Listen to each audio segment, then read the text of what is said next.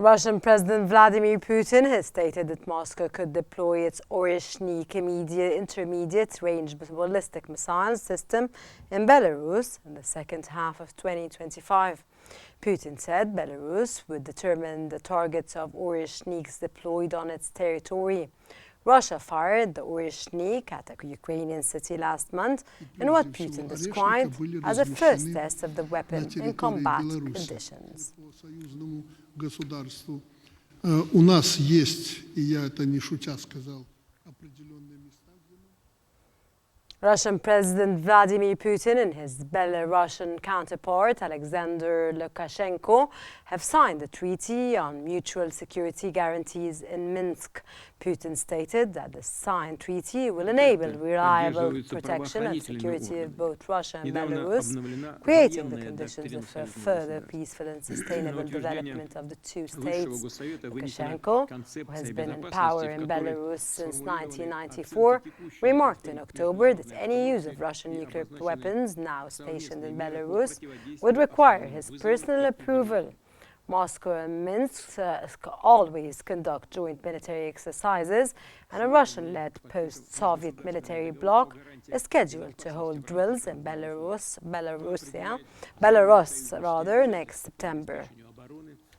Защиту суверенитета, независимости и конституционного строя России и Беларуси, целостности и неприкосновенности территорий и внешней границы союзного государства. Russian President Vladimir Putin has appointed Alexander Qnews, acting governor of southern Kursk region, saying crisis management was needed in the area.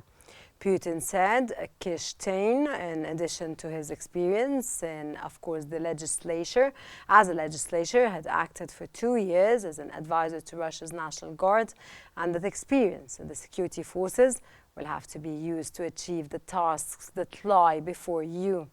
Ukrainian troops made a large-scale incursion into the broader region of Kursk in August. Russia's military says some of the territory initially seized has been recaptured by Moscow's troops.